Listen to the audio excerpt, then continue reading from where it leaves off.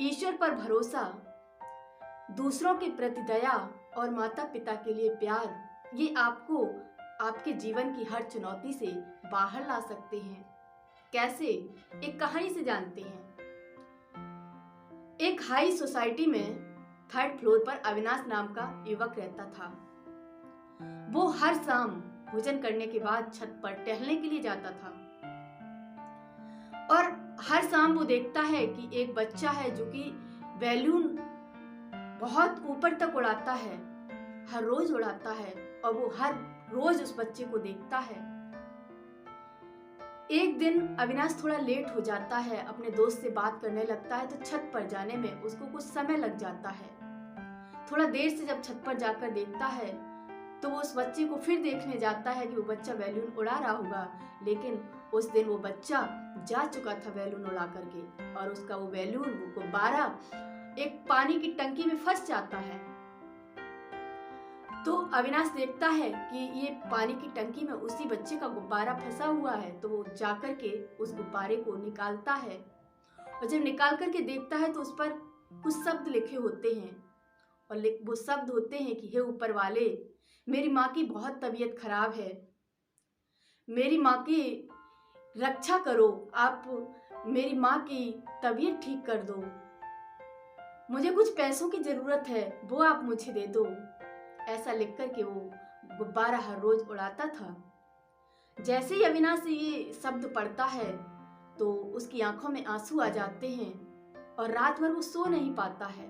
जैसे ही रात गुजरती है, सुबह उठते ही वो उस बच्चे के घर पहुंचता है और उस बच्चे से पूछता है कि ऐसा तुम क्यों करते हो, तुम इस बैलून पर ये लिख करके क्यों उड़ाते हो, तुम्हें किसने बताया कि ईश्वर ऐसे तुम्हारी मदद करेगा।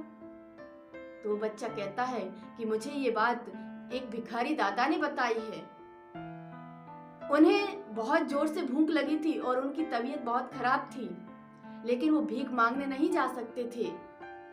तब मैं वहां पहुंच गया किसी भी कारण से और उन्होंने मुझे देखा तो उन्होंने कहा बेटा भूख लगी है, तो मैंने उनको खाना ला करके दिया। तो उन्होंने कहा कि बेटा तुम्हारी ऊपर वाला जरूर मदद करेगा। तो मैंने उनसे पूछा क्या ऊपर वाला मदद करता है? तो उन्होंने कहा कि हाँ बेटा, जिस तरीके से ऊपर वाले ने आज मेरे लिए तुम्हें भेजा है, ऐसे ही तुम्हारे लिए किसी और को भेजेगा। तो अब मैं यही सोचता था कि उस ऊपर वाले तक मैं अपनी बात कैसे पहुंचाऊं। फिर मैं एक दिन देखता हूँ एक बच्चा गुब्बारा उड़ा रहा था और बहुत ऊंची उड़ान पर वो गुब्बारा था।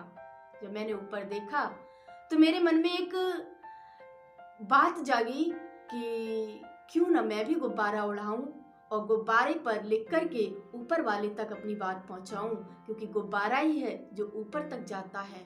और उस दिन से मैं हर शाम को गुब्बारा उड़ाने लगा हूँ। तो उसने पूछा तुम शाम को ही क्यों उड़ाते हो, दिन में क्यों नहीं उड़ाते हो?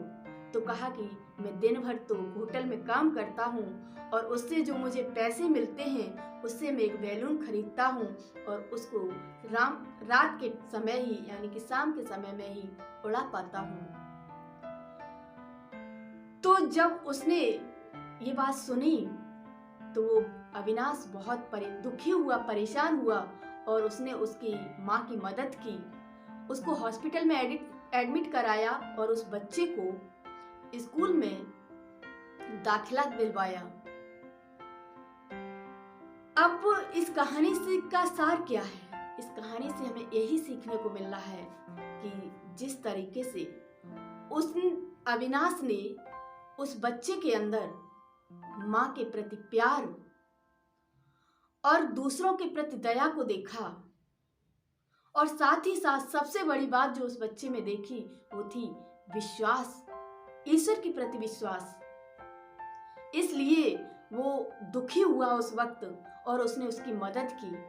ठीक ऐसे ही अगर हमारे जीवन में भी अपने पेरेंट्स के प्रति प्यार और सम्मान है, दूसरों के प्रति दया और करुणा का भाव है और ईश्वर के प्रति विश्वास है, तो हम हर मुश्किल से निश्चित तौर पर बाहर आ सकते हैं। बस हमें जरूरत है एक मजबूत विश्वास को रखने की।